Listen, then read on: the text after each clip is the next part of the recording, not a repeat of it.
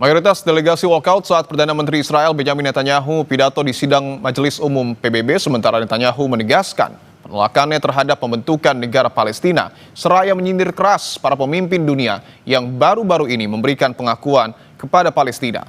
Tekanan seperti apa yang bisa dilakukan terhadap Israel? Kami akan membahasnya bersama Guru Besar Hukum Internasional UI, Hikmahanto Juwana. Prof. Hikmahanto, apa kabar? Baik, terima kasih. Baik. Ya.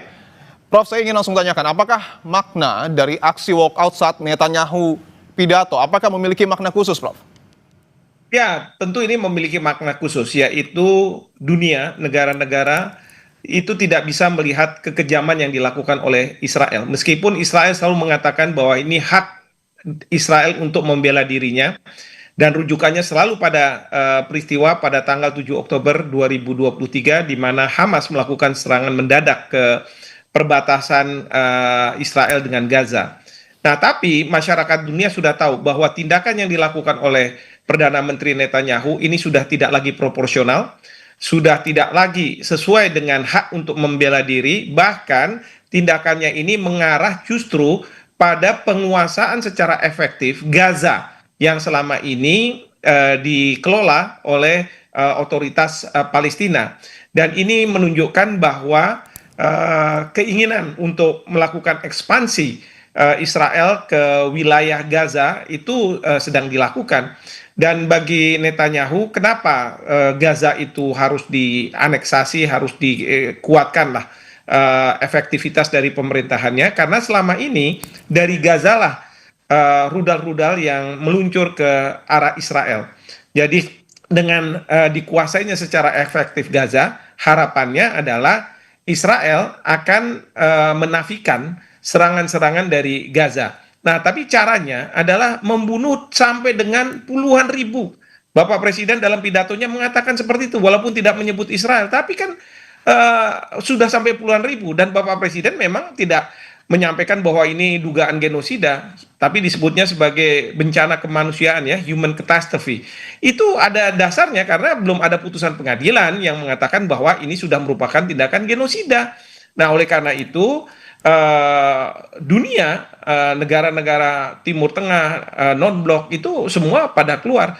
Bahkan kalaupun didengarkan, kita udah tahu Netanyahu mengkritik negara-negara Barat, Kanada, Australia, mungkin Spanyol, kemudian Kanada, yang seolah-olah memberikan imbalan kepada Hamas atas pengakuan kemerdekaannya. Padahal kan negara-negara ini tidak memberikan imbalan kepada Hamas.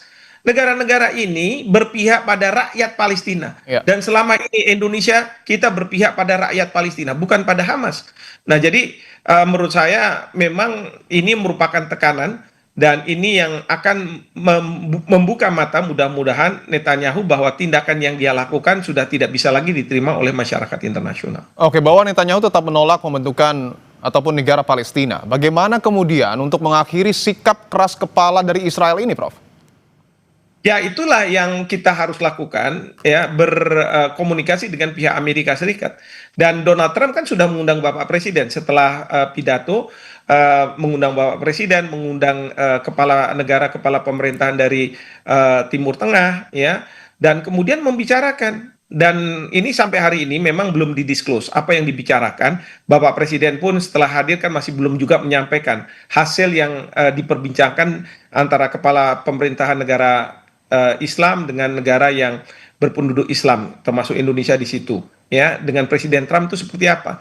Tapi kalau misalnya keluarnya adalah misalnya Trump mengatakan oke, kita tidak akan lagi harus menghentikan serangan Israel ke Gaza, itu pasti akan disambut. Nah, tapi kan kompensasinya apa, ya? Pertama adalah apakah Palestina akan dimerdekakan oleh Israel. Karena kalau sekarang ada pengakuan dari negara-negara Barat, itu tidak berarti bahwa serangan itu tidak akan terjadi lagi dari Israel ke Gaza. Contohkan aja kita sudah dapat pengakuan nih setelah proklamasi kemerdekaan. Kita sudah dapat pengakuan dari Mesir dan lain sebagainya. Apakah Belanda kemudian menghentikan serangan ke kita? Enggak. Baru tahun 47 ketika Belanda menyerahkan kedaulatan kepada kita, barulah kemudian serangan-serangan itu sudah tidak ada lagi.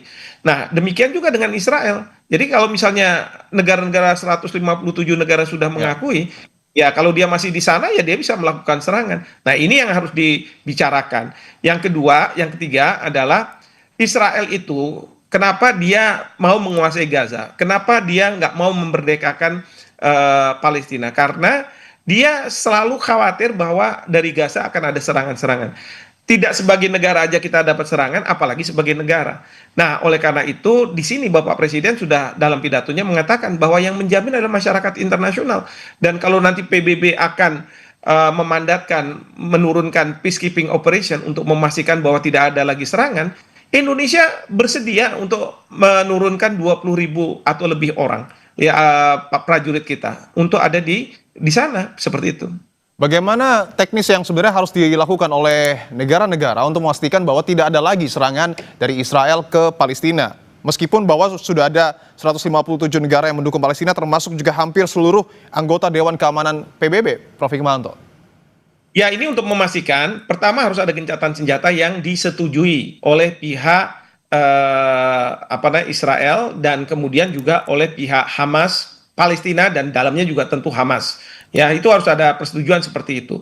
Yang kedua adalah PBB akan menurunkan peacekeeping operation ada di sana untuk memastikan bahwa tidak ada yang melakukan serangan-serangan satu ke yang lainnya. Kalau kemarin sempat katanya ada gencatan senjata yang dilakukan oleh Presiden Trump antara Israel dengan Hamas. Tapi kan kemudian ada serangan Israel ke Gaza lagi, masih terus gitu. Nah, ini yang harus dipastikan bahwa tidak ada lagi serangan itu dengan menurunkan peacekeeping operation.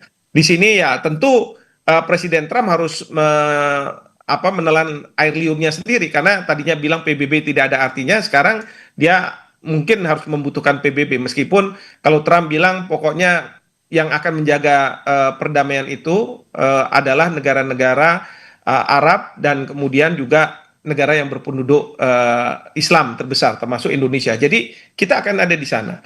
Oke. Nah, tentu nanti yang diturunkan juga tim kesehatan ya, satuan-satuan kesehatan untuk membantu rakyat Palestina dan membuka arus masuk makanan untuk rakyat Palestina. Dan mudah-mudahan itu yang kita akan dengar ini ya dalam waktu dekat ini. Trump mengatakan bahwa dia akan mengumumkan, Bapak Presiden juga tidak menyampaikan, mungkin sudah ada kesepakatan di antara beliau-beliau siapa yang harus menyampaikan seperti itu.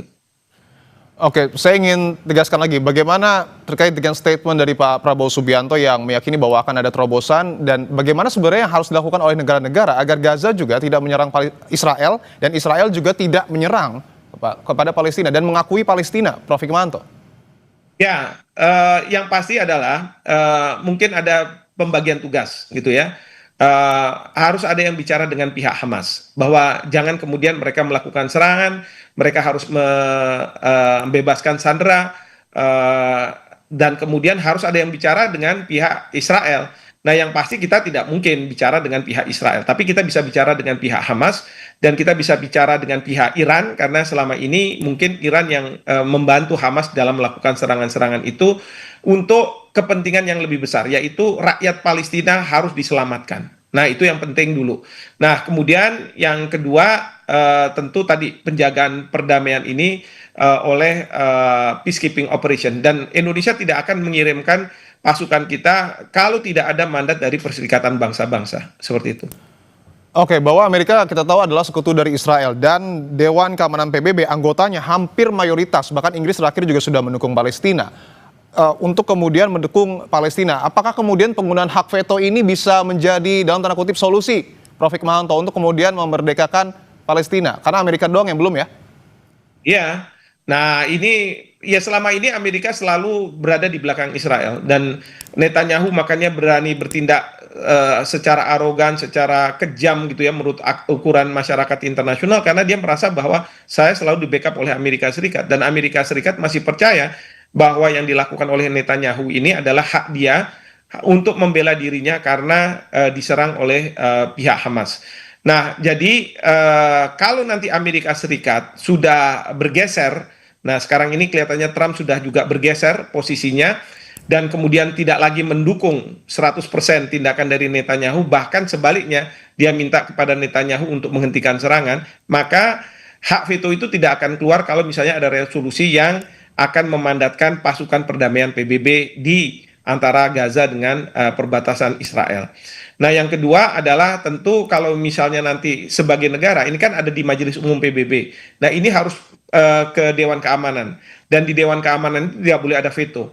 Jadi kalau misalnya tidak ada veto dan diakui sebagai kemudian penerimaan Palestina sebagai negara penuh, berarti disitulah adanya kemerdekaan dari Palestina yang diakui oleh masyarakat internasional. Sama kok seperti kita dulu juga apa namanya, kalau misalnya belum penuh itu ya jadi observer saja. Tapi kalau sudah penuh berarti kita sudah diakui sebagai sebuah negara dan kemudian diberikanlah seat-nya itu ya, tempat duduknya itu, seperti itu.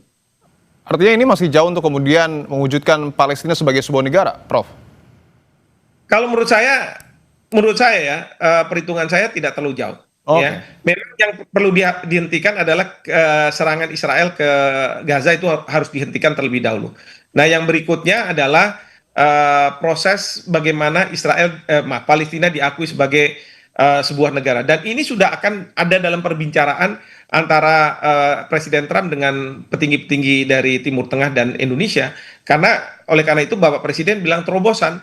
Ya, saya nggak bisa lain menduga terobosan itu adalah ya ada pengakuan itu. Tapi dengan catatan masyarakat internasional harus menjamin bahwa tidak akan ada serangan dari Palestina ke Israel kalau nantinya Palestina menjadi merdeka. Dan sekarang yang saya dengar Presiden Abbas juga sudah mengatakan bahwa kalau nanti ada perdamaian itu ada negara negara Palestina, maka tidak ada Hamas di situ. Karena dia juga perlu menjamin bahwa Hamas tidak ikut ada di situ gitu.